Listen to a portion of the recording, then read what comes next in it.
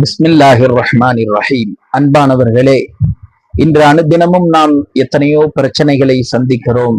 அதில் முக்கியமான ஒரு பிரச்சனை, அதுவும் குறிப்பாக இளம் தம்பதிகளுக்கு ஒரு மாபெரும் பிரச்சனை, குழந்தையின்மை என்பது இன்று அதிகமாகிக் கொண்டே இருக்கிறது.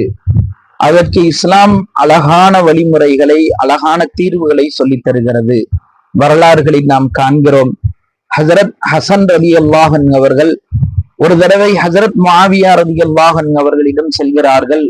ஹசரத் முஆவியா ரலியல்லாஹு அன்ஹு அவர்களினுடைய ஒரு பணிவிடையாளர் ஹசரத் ஹசன் ரலியல்லாஹு அன்ஹு அவர்களிடம் சொல்கிறார், நான் செல்வந்தனாக இருக்கிறேன், ஆனால் எனக்கு குழந்தைகள் இல்லை, ஏதாவது சிகிச்சை கூறுங்கள் என்று ஹசரத் ஹசன் ரலியல்லாஹு அன்ஹு அவர்களிடம் கேட்டுக்கொண்ட போது ஹசரத் ஹசன் ரலியல்லாஹு அன்ஹு அவர்கள் அந்த பணிவிடையாளருக்கு கற்றுத்தந்தார்கள், தினமும் அதிகமாக இஸ்திக்பார் செய்யுங்கள், அல்லாஹ் உங்களுக்கு குழந்தை பாக்கியத்தை தருவான் என்று சொல்கிறார்கள்.